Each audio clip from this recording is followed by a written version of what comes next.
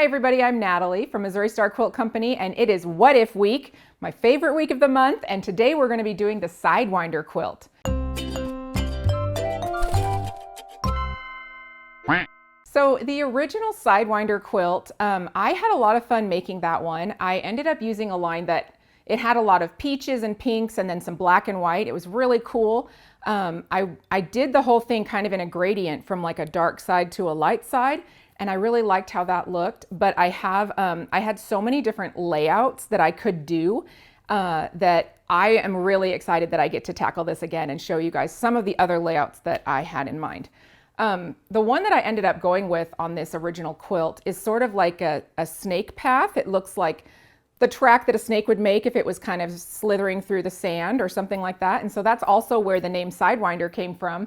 So that was really fun to work on. But let me show you this quilt. We've got another sort of a diagonal layout here, but we've got some full rings and then some that kind of look like they're set behind these full rings. So it goes in a diagonal row like this. And then the ones in the corners, like they point out. So it's a really cool layout, and I'm excited to just dive right back into it and teach you how to make this quilt. So let's get into supplies. So to make this quilt, you're going to need one package of 10-inch print squares, and I've used Kaffe Classic Spectrum Colorway by Kaffe Fassett for Free Spirit Fabrics. You're going to need a little bit of border yardage. This goes on our inner border at just 5/8 of a yard. For your outer border, you'll need a yard, and that is a big 5-inch border, and you'll notice that I've got two sets of fabrics here. That's because I have two different layouts to show you. So these are the two different fabrics used on the borders, and these are the backings. For your backing, you're going to need 3 7/8 if you make the small quilt, or 4 1/3 if you make the large quilt, or if you go with a 108, and Kaffe has some really beautiful 108s, you might just need 2 yards to do that. So some other helpful tools are going to be your Drunkard's Path templates, and we use both the large and the small one in this quilt. And I think that's about it. So let's start making those blocks.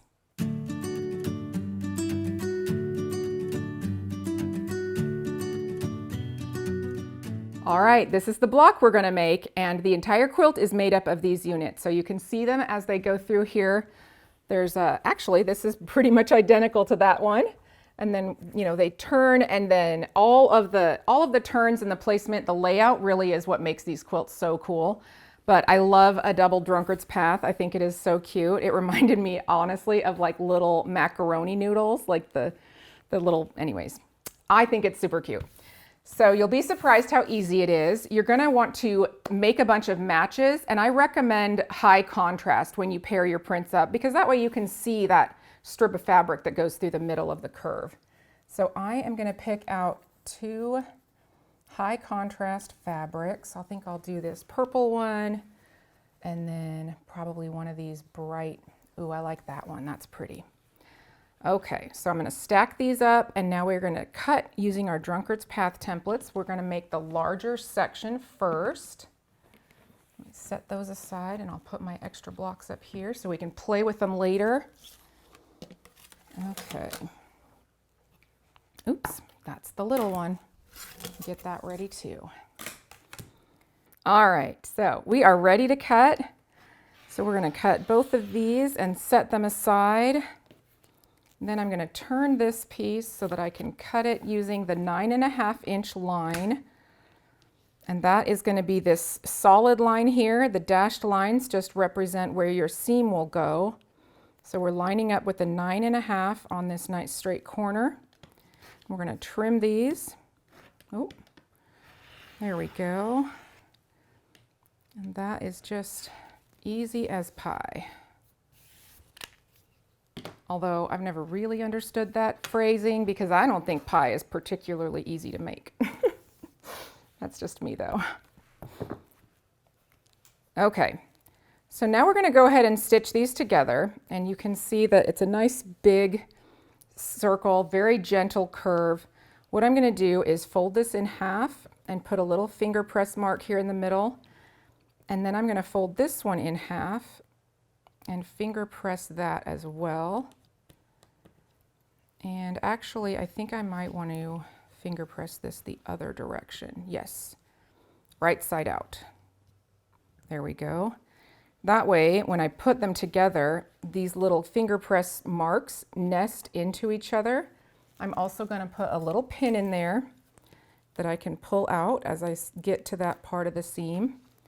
And then we're going to line this edge up here. And we can pin that, or we can put a little dab of glue if you want to.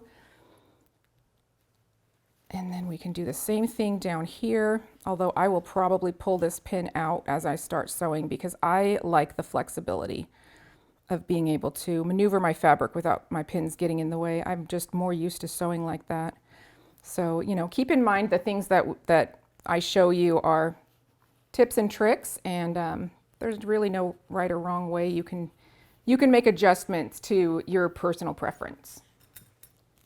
So you don't have to use a pin if you don't want to. Okay, so now I'm going to take this over. I'm going to have my my concave piece on top, the smaller piece, because it's just a little bit easier for me to maneuver it. I can see both pieces of fabric really well, and it just seems to work out better for me that way. So let's do this. If it's your first curve, just go slow and take your time. No big deal, you got this.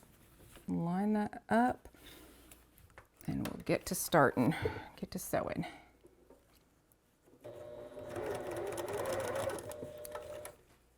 I like to say when I'm doing a drunkard's path, I think of the fabrics like cars coming together on a zipper merge. So you kind of just hold them separately and then wind it around.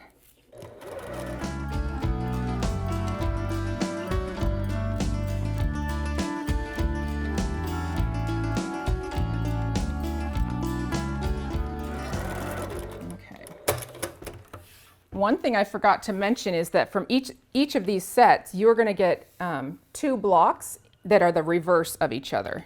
A mirror, not a mirror image, just like twins but different. I don't know. All right, let's go ahead and press this back. It looks really cute just like that. I love it. Love Drunkard's Path blocks. Okay. So now we're going to put our small circle in the corner, and we're going to cut that piece out. So we'll take that and set it aside. Oop, I needed to do this one as well, which there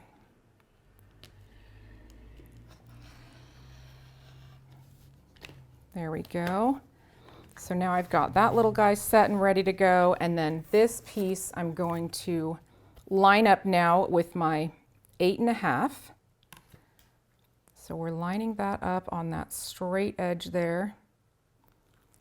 And we are going to, oops, I'm going to flip this because I am right-handed. Okay. So that goes on there. And we're losing a little bit of fabric, but I think the end result is well worth it.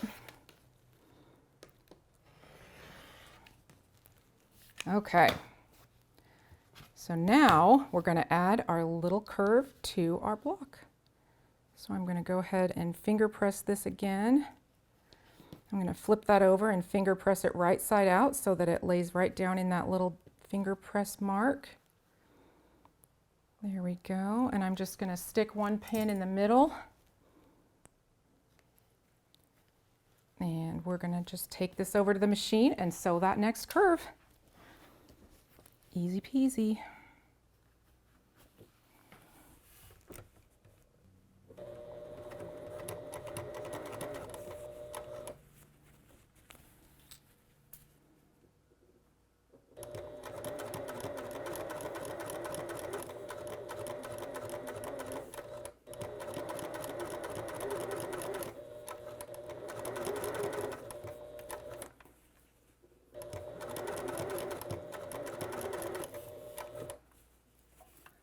You can see the whole zipper merge concept a little bit easier on the smaller curve. And if you have a stylus that you're comfortable using, this is a good spot to do that because my fingers are pretty close to the presser foot right now. So you don't want to hurt yourself. Alrighty. Okay, this is it, guys. The big reveal. Our little 8.5-inch quarter circle double Drunkard's path is done. So now we just talk about layout. And so I've got several different blocks here, and I just want to show you some of the things that we've done. So a few of them, if you look at like up at this top corner, we've got one going this way and then two, and then it goes down again. And then we're just going to continue making that. So it's going to go, I want to make sure I get it right. So that flips out, and then this one flips in, that one flips in, and then this one flips out. So you can kind of see like where the patterns come together. And then we've got a full circle. So you just lay these all out and then sew them together in great big 8.5-inch square blocks. I feel like this is such an inspiring like unit in and of itself. You could combine it with all kinds of other things that end up at 8.5. I could see it combined with some 4 patches or some star legs. I think Drunkard's path is so versatile. I like to say, when I'm teaching classes in person, I say it's like it's the curved half square triangle of the quilt world. So anything you can make a half square triangle with, you could do the same thing with a curved Drunkard's path block. And that just like makes my imagination go wild. I can't get enough of the experimenting. So I think, let's talk about this just a little bit more. We've got 1, 2, 3, 4, 5, 6 across by 1, 2, 3, 4, 5, 6, 7 down. So this one uses 42 blocks. I went ahead and added a 2.5-inch inner border, which I think frames it and kind of gives some separation to these fabrics. You can see the machine quilting pattern really nice up here. This one is called Athena, and I think it's really beautiful. It's one of our more geometric patterns, and I do typically like to add something geometric if I have a lot of curves and flowing things in my quilt. I feel like it's a nice balance. The outer border is 5 inches, and let me show you this backing. So this is it right here. I think it turned out really great. Kaffe just has such beautiful fabrics. They're so color saturated and lovely. Anyways, this quilt ends up being 61 by 69, and now it's time for me to show you my second layout. I'm super excited, so hang on just a sec and we'll get it hung up. All right, this is my second layout. I love it so much. You can see that we've got a little circle here in the middle, and then it kind of goes out, and then our corners go out. We've got quite a few different things going on, but I think it's so fun to play with that layout. Again, I've got a 2.5-inch inner and a 5-inch outer. The machine quilting on this one is called Abacus. And let me show you the backing. We've got this really fun Kaffe polka dot. We've got a couple of other fun tags here made with love. So there's lots of things you can do with that. Remember, you can make one quilt or the other with our supplies. The only major difference is this one uses a little bit less backing because it's 61 by 61. I hope you guys had as much fun experimenting and playing around with these blocks as I did. And I hope you enjoyed this tutorial on the What If Sidewinder from the Missouri Star Quilt Company. Bye. Hey Quilty friends, we are so excited. We have something really special to share today. That is right. Believe it or not, we have 1 million subscribers here on the Missouri Star YouTube channel, and we are so excited. Yes, it really is unbelievable. I know when we first started our YouTube videos years ago, we never imagined that we would have a community this size and this wonderful. From the bottom of our hearts, we just want to thank all of you for being a part of the Missouri Star family. That's right. Thank you so much for joining us on this wild ride. We are so excited to have reached 1 million subscribers, and we are going to have so many more quilts and so much more fun in the future. I can't wait to see what happens next. I can't either, and we hope that you will join us for the ride. We'll see you later. Bye.